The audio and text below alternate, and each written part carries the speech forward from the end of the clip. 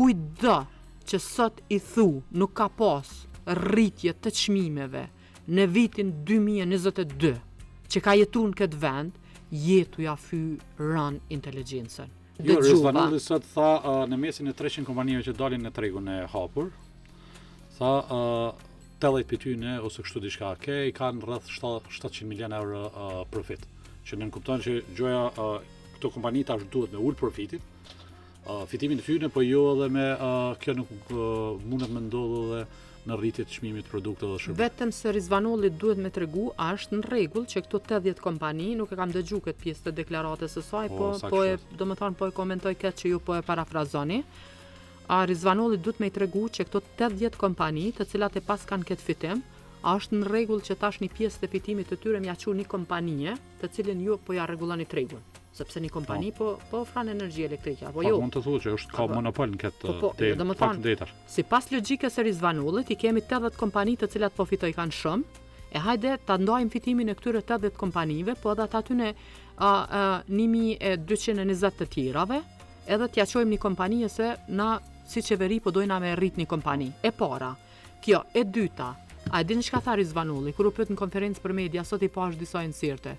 Rizvanulli tha ka pas ngritje të çmimit të energjisë elektrike sepse me gjas u pyet nga gazetarët se kjo ka me ndiku në ngritjen e çmimit të produkteve, gjë që është e pashmangshme.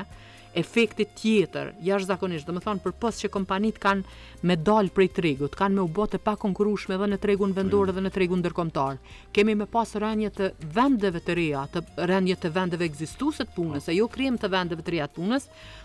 Kemi me pas rritje të deficitit tregtar, domethënë kur ajo pyet për impaktin e kësaj mase në inflacion, ajo pas ka thonë sot para kamerave se na kemi pas ngritje të çmimit të energjisë elektrike në 2000 edhe nuk ka pas inflacion. 15% edhe nuk ka pas inflacion. Domethënë jemi në vitin 2025. Në maj të vitit 2025. Kujdo që sot i thu 10 pikë diçka ka qenë inflacioni në kujdo që sot i thu nuk ka pas rritje të çmimeve në vitin 2022 që ka jetu në këtë vend, jetu ja rën inteligjencën. Mërë na kemi jetu këto, po ti nuk i nevojë as me ditë me shkruaj. Madje dha këshilla gazetarëve tha referojnë burimeve të sigurta dhe sakta, jo me fol. As nuk i nevojë me lexu, as nuk i nevojë me shkru. Na more mbaj mend. Na e dim që para vitit 2022 një litër qumsht ka kushtu 80 cent, 90 cent, po nuk ka kushtu 1 euro. E 45 cent sa kushton sot. Na e dim sa ka kushtu fasulja, na e dim sa ka kushtu vaj, na e dim sa ka kushtu milli, sa ka kushtu kripa. Në vitin 2022, në krahasim me 2021, norma e inflacionit, indeksi i harmonizumit çmimeve ka qenë 11.6. Inflacion kena pas 11.6, po mesatarja për krejt çmimet, duke i përfshi me produktet të luksit me gjithçka.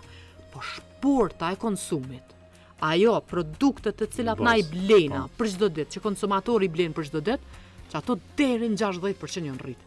Ka pas produkt që u rrit me 68%, ka pas produkt që u rrit me 48%. Ama inflacioni ka qenë të 12% në norma mesatare. Vjetore. Ajo është dëgjoj kur themi indeksi harmonizum i çmimeve, merren krejt produktet edhe shërbimet që janë shit. Te konsumi mundet me pas rritje për 30-40%, po baki atje tekstili ka radhë, kjo e bën tani një balancim. Kur kemi fol për normat inflacionit shpesh herë ju kam thënë njerëzve që ka mundësi shumë që një palë këpuca që ti ke blenë në vitin 2021 me i gjetë me të njëjtin çmim edhe në vitin 2024.